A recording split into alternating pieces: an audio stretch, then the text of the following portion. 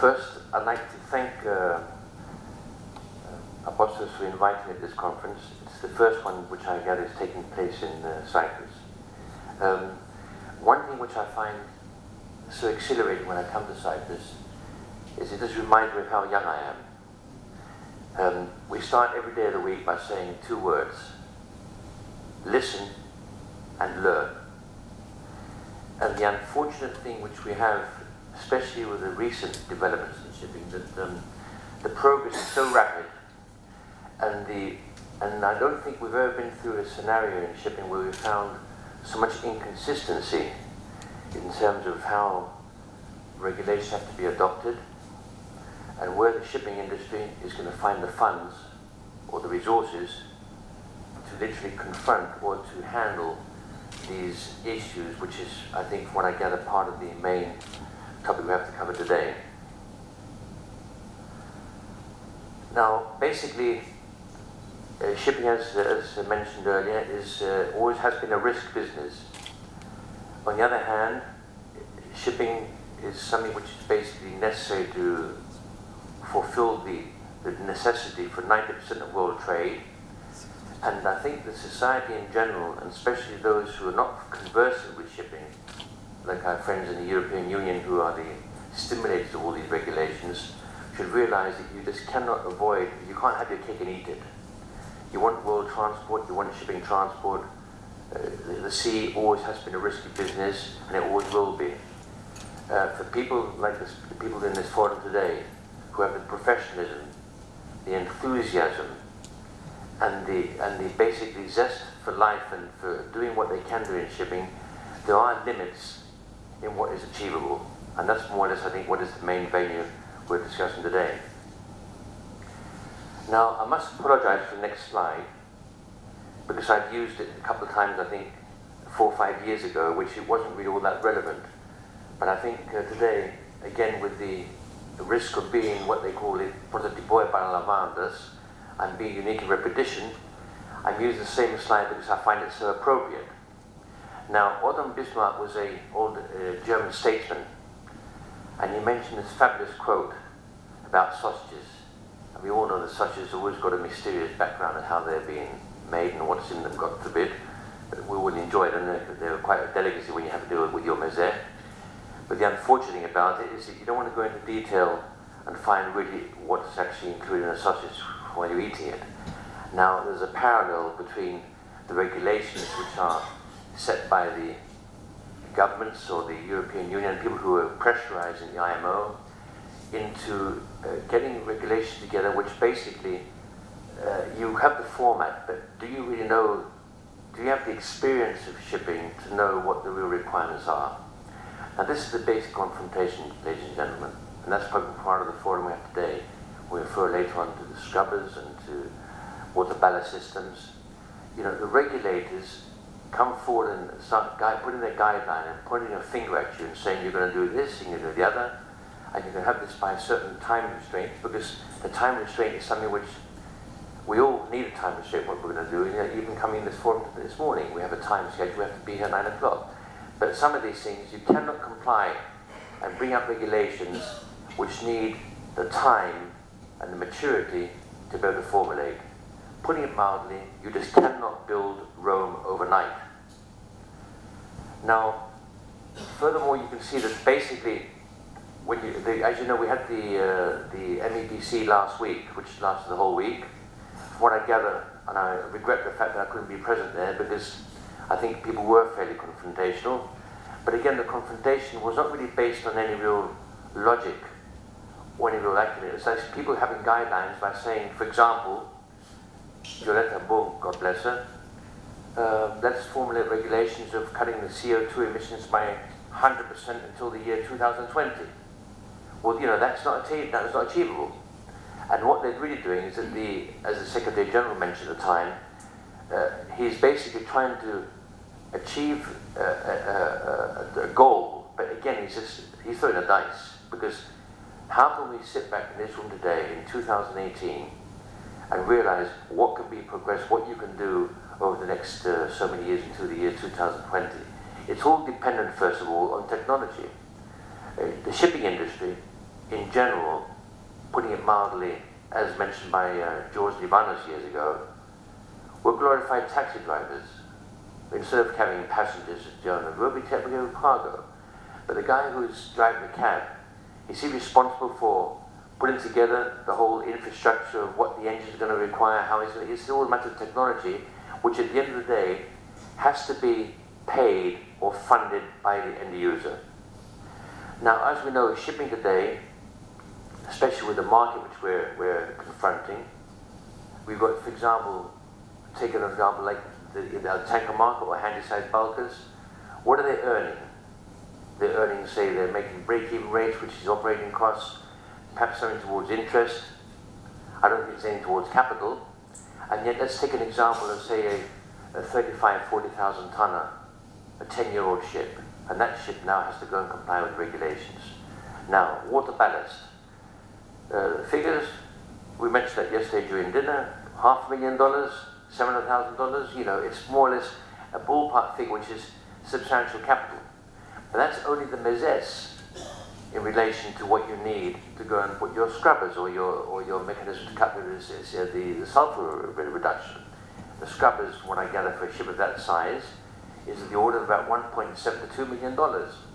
So now, ladies and gentlemen, a ship owner earning $10,000 to $12,000 a day has to find some petty cash to the order of $2.5 million over a ship which in a few years' time will be 15 years old. And what happens to a 15-year-old ship? She starts smelling of scrap. Because let's face it, ships aren't necessarily scrapped at 15 years old, but they start having the smell of scrap.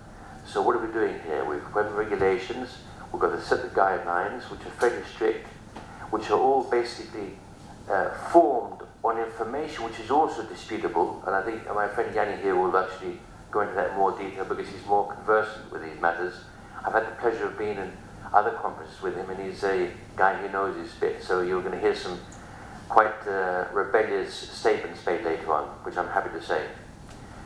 So the point is that we are now coming to a point where, with the three main issues, which are the CO2, the sulphur reductions, and then we've got the new issue, which is much more important in my mind, which hasn't really been mentioned at length, is the issue with the plastic.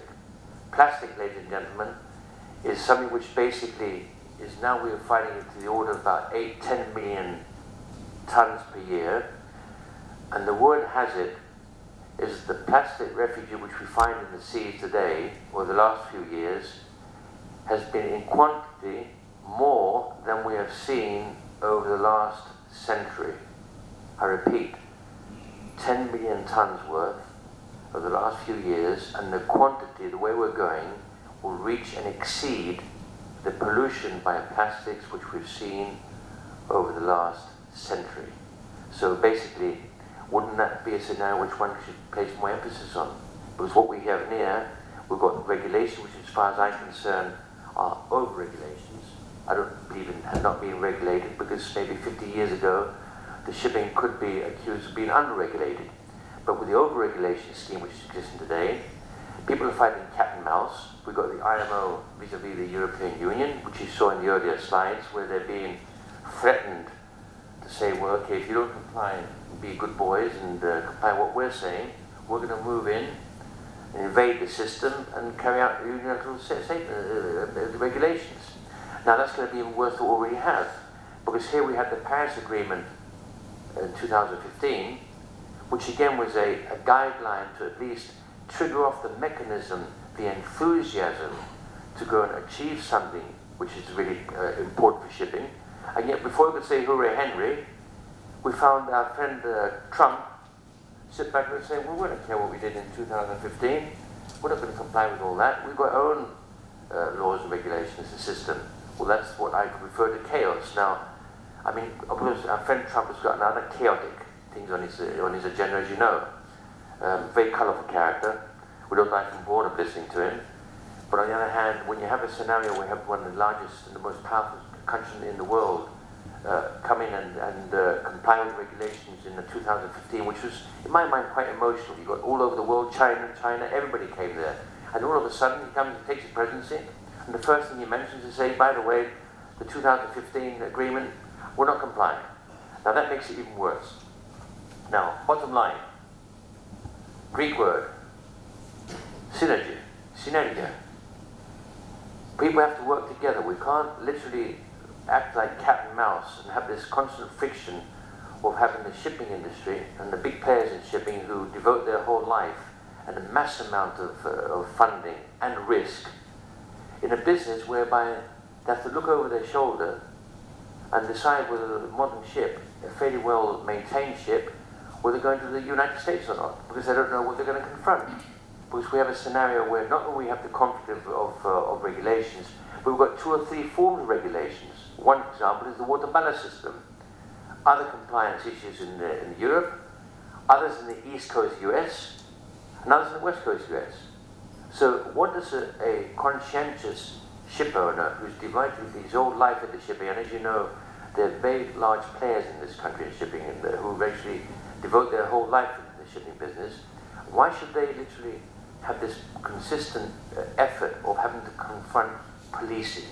You know, there's nothing wrong with putting your finger at somebody and mentioning it does the right thing, but it has gone too far, and all I can say is the only way around it, or the only way which I find in future to find a possible solution, is to everybody to hold their horses and progress in line with the ability for technology to adapt to.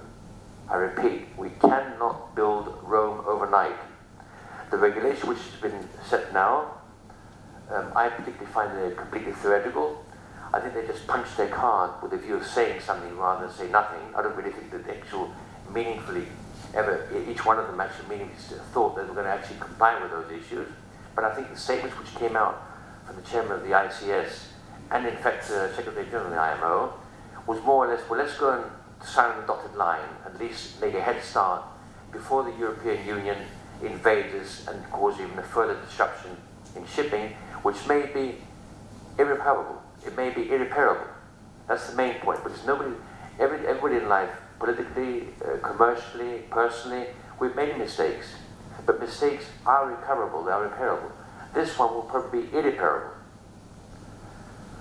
Now, our friend Einstein mentioned Hamlet rather with Einstein a bit further on, about to be or not to be, that is the question. Well, that's the issue. They have the borderline cases to what they want to do in future if they are really conscientiously environmentally friendly. And the only real issue, ladies and gentlemen, is gas. Gas is user-friendly. It's known to, even though it's got its own pollutants as well, but it's substantially less than we find in the fuel. So if people were really honest and really address the issue the way we really know it, we would actually convert to gas sooner rather than later. Now, but unfortunately, we've got all these politicians, so they talk about what we should do and what we shouldn't be doing, but as I ask again, do they really care? And perhaps at the end of the day, it's all about money. Because the regulators set up regulations where you've got the industry which provides your scrubbers, your water ballast systems, and they probably charge an arm and a leg, and they couldn't care 2 hoots about where the shipping industry is earning $10,000 a day on a bulker or $15,000 a day. And perhaps that's also food for thought. Maybe there should be some scheme where these regulations should come into place in a way which is commensurate with the earning capacity of a ship. Because there's no point in telling, as I mentioned earlier, a guy or a ship owner who's ordered a ship which he's paid $10–12 million for, which may be 8–10 years old, and just suggest to him he's going to pay another $2.5 million to comply with regulations for a ship which in a few years' time will be scrap related. Now, bottom line, we cannot solve problems by using the same kind of thinking that we used when we created them. Well, Einstein was a very intelligent man, as you all know. He came up with a lot of philosophies. I always like quoting him. But the last one I like quoting is, which is not on my slides, is Edwin Land.